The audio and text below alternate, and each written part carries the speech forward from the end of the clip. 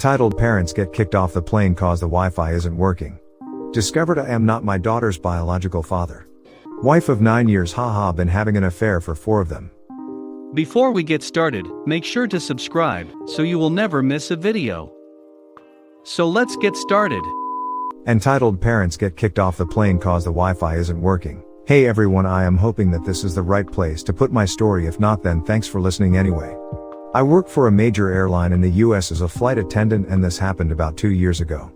We were working a flight from Orange County to Denver, which is normally a less than 2-hour flight, important for later. I was the one in the front of the aircraft greeting passengers as they come aboard. The very first people to come on the plane for this particular flight was a family, 2 early teens kids, their father and their mother in a foot cast. They sit in the second row and the rest of the boarding goes totally normal.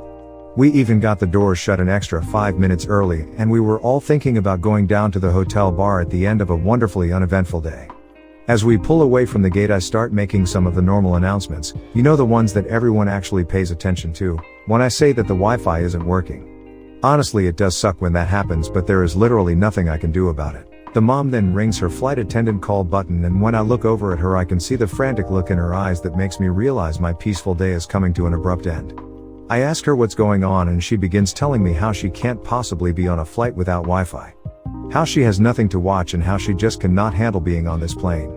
I look at her dumbfounded. This is a woman in her at least early 40s, sitting next to her 2 children and husband, who is freaking out about not having Wi-Fi for a 2-hour flight. But of course I do not point any of this out. I instead put on my best customer service smile and apologize for the inconvenience. She then starts crying and saying that she has to get off the plane right now. I ask her if she is totally sure she wants to get off because we are still on the ground and it's possible to go back, but it's a pain in the butt to return to the gate.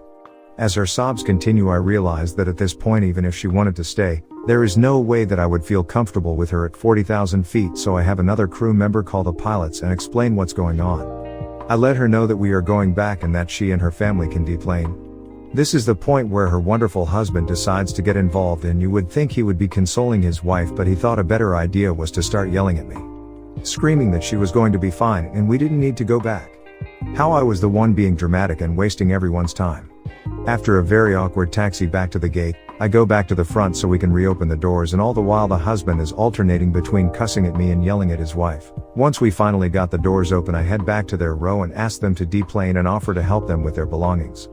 This is when the wife looks up at me and smiles, and this is the part that I will never forget. I'm just going to run up there and download a movie and I'll be right back. I just smiled at her and thought, you have to be kidding me. We finally get them off the plane and into the slightly confused hands of a ground supervisor. We quickly reclose the doors and I exchanged shocked glances with my crew. Who really thinks that they are going to get back onto a plane after you made them and 130 other passengers turn around because you couldn't spend 2 hours with your family without Wi-Fi? Discovered I am not my daughter's biological father. I just found out my 15-year-old daughter is not my biological child. My daughter was preparing for a family tree project for an online class and wanted an ancestry test.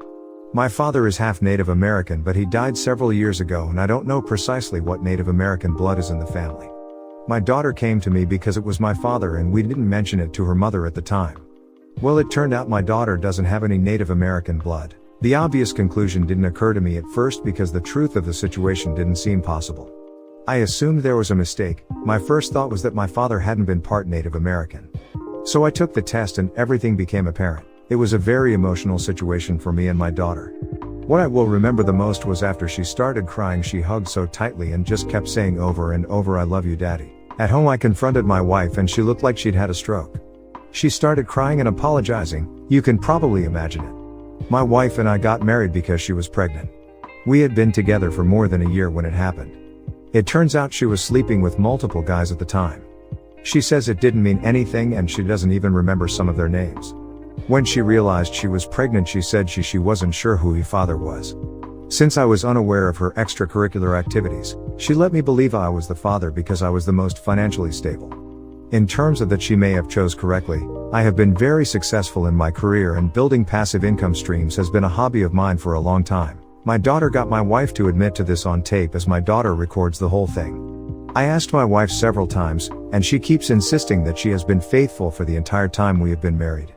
I've never suspected anything, but I also didn't realize she was sleeping around before we got married, so I've said I don't believe her. I've come across a lot of the red flags of cheaters, and I can't think of any of them during our marriage. She doesn't use social media and she has never been guarded about her phone. She only drinks on special occasions and doesn't go out for girls' night or anything. Also, she is a stay-at-home wife/mom, so here aren't any coworkers to worry about. She exercises at home, as we have a very nice home gym. I don't believe her when she says she hasn't cheated after getting married, but I can't think of anything suspicious. We have a prenup, so I'm not worried about divorce if it comes to that. My daughter is another story. She is absolutely livid about the whole situation. I know teenagers can be emotional. I certainly remember how I was at her age. But she has never been very expressive, something I thought she or from me. Nature versus nurture? My daughter can't stand to be around her mother. She has said some truly awful things to her mother. Basically variations of calling her a dirty slut who ruined our family. Whenever my wife tries to talk to her, my daughter yells and swears and cries like I have never seen. Christmas is coming up and my daughter is demanding my wife leave the house until after New Year's so she can spend time with her real family, meaning me. My daughter has even come on me privately saying that in the event of divorce she wants to stay with me. She has even asked if it is possible to disown her mother and be adopted by me. I haven't told this to my wife. My wife is preparing to leave for her parents' house for the holidays. My wife and I had talked about the situation, but have decided to wait until after New Year's to make any decisions. I admit I'm grateful she agreed to leave because honestly I need some time to process this. I think I'm writing this as a way to just come to terms with everything that has happened. Wife of 9 years, haha, been having an affair for 4 of them. Let me pretend at this by saying English isn't my first language, so sorry for misspellings, and I don't know much about the abbreviations. I 34 male and my wife 33 female have been married for 7 years, dating for 3, no kids, but we do own a flat together. I am writing this a week after finding out and I'm currently staying at my brother's house. My wife and I were a super couple. We met at a conference meeting for our jobs and we hit it off almost immediately. She liked the same things I did, although our hobbies did differ, but we indulged into each other's interests. After 3 years of dating, she decided to move in with me into a small home I rented out for my friend. We would split the rent. She was great and I think our intimate life was also good. Around 4 or 5 times a week, we would both do the chores around the house and I would cook most of the meals because she didn't know how to, which I didn't mind. We would go out regularly on dates and I would often bring her surprise presents, which I thought she loved. I will say that I was distant at one point in the relationship as I suffered the loss of a family member and just shut myself in my office. I will also say we might have got married too quickly, but I really love this woman with all my soul and now it's all destroyed. Her family loved me and her father and I are especially close as we go on fishing trips often. So I never thought anything was wrong with how she acted until a lot recently as she became more cold to me and started accusing me of cheating. She would start arguments over petty things which I would end up apologizing for. Not that she accepted the apologies. She also started going out for girls' nights where, or so I thought, her and friends would just go out for a day. Our bedroom life basically became a stone, and whoever I tried to initiate she would push me away and say that she was tired or not in the mood, which I respected. But these of course created red flags in my mind, and so regrettably I snooped around. There was nothing on her Facebook out of the unusual. But her phone, that was a gold mine. One day she was laughing at her phone and I asked what was funny and she became extremely defensive and said that she doesn't need to tell me, then went back to texting. This set off alarms in my head like I've never had before. So that night after she had a couple drinks and went to bed, I unlocked her phone using Face ID and looked through her photos, nothing there. Recently deleted nothing as well. Then I went to her messages and found some girl named Monica. She loved Friends, and I hadn't met a friend named Monica, so I took a snoop and I found the jackpot. From the last messages I just felt rage talking about thing like I want you and sold I have a husband. The kicker was she didn't delete anything. Every nude, every message for the last 4 years were there, and there were thousands. I'm a bit tech savvy, so I installed spyware into her phone and I sent every text to myself. Took 5 hours to do it all. And now I'm seething with anger. I have this woman everything, and now she does this for so long as well and can still look me in the face and smile. I have asked a friend to recommend me a lawyer who will go full scorched earth on her, and all the emotions I had towards her are now just anger and spite. She doesn't know I know yet, and so I told her that I have a work-related trip for 2 weeks. I have already set up cameras in the house, and as soon as I left the house he came over, and they have done it everywhere. The kicker, Monica is my other brother, so now I feel betrayed, emasculated and broken inside. No one else knows yet other than the brother I'm staying at, and we are both seething at this. But I've had my good friend Jack Daniels by my side this whole time.